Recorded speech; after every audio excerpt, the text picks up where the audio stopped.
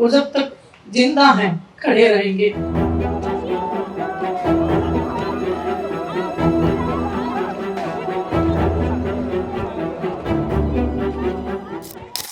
One of the most heartbreaking visuals of 2023 was that of Olympian wrestler Singh announcing her retirement and breaking down before the media.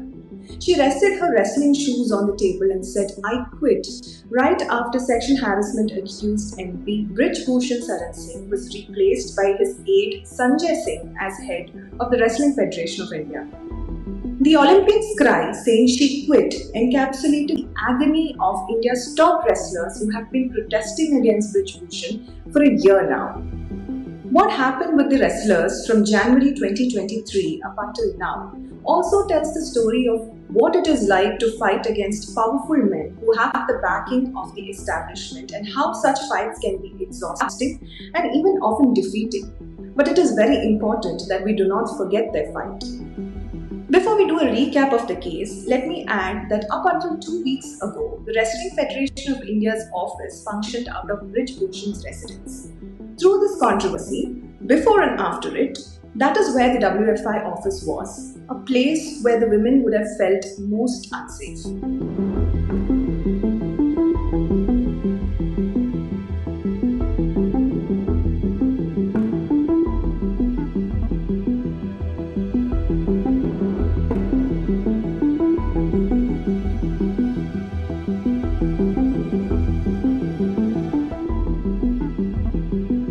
But the FIRs were filed after a lot of agitation. The protests began in January 2023 at Delhi's Jantar Mantar when India's top wrestlers, including Sakshi Malik, Vinesh Phogat, and Bajrang Punia, among others, sat in protest demanding Brij Bhushan's resignation. The protesting wrestlers wrote to the Indian Olympic Association, headed by PT Usha, and an inquiry committee was formed. Later, an additional overseeing committee was also formed, but neither were the wrestlers consulted on the choice of members, nor was the findings of the committee made accessible to them.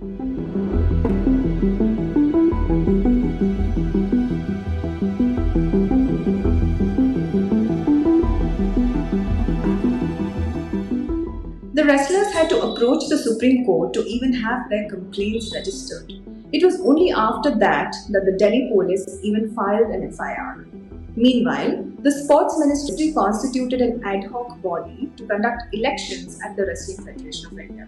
In May, a major scuffle broke out between the protesting wrestlers and the Delhi police, and several of the protesting wrestlers suffered injuries.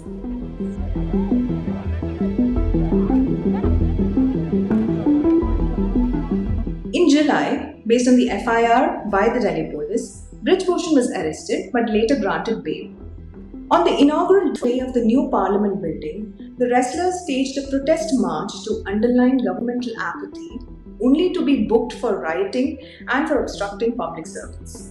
The father of the minor complainant withdrew their complaint against Brij Bhushan, calling it a fake claim. There has been a lot of speculation that he was under tremendous pressure to do so.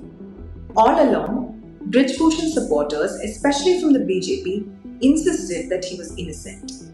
Then, in September 2023, the Delhi police told a magistrate court that Brij Bhushan never missed an opportunity to sexually harass women wrestlers.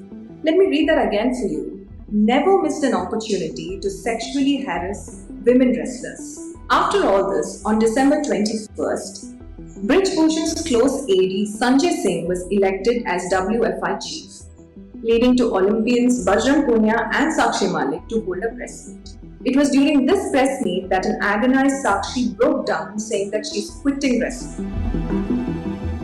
Soon after, Bajrang returned his Padma Shri in protest of the election of Sanjay Singh, and Vinesh Phogat also returned her Arjuna Award and her Khel Ratna Award in protest.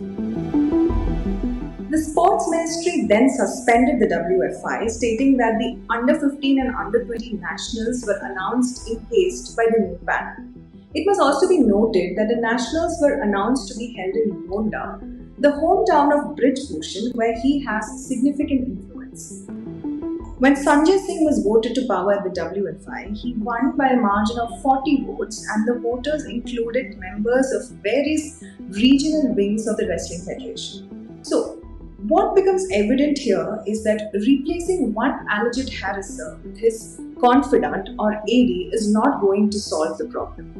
When structures as big and powerful as the Wrestling Federation of India are to be held accountable, there has to be a complete overhaul of power, ensuring that survivors of harassment receive dignity, are heard, and there is no bias that is meted out to them. Witnessing the journey of these protesting wrestlers has been heartbreaking in many ways. It underlines what it means to take on powerful men and powerful structures, and it also underlines how exhausting and sometimes downright defeating it is to do that. But nonetheless, their fight must not be forgotten. Before I sign off, I would like to remind you to subscribe to the News Minute and support independent media. Thank you.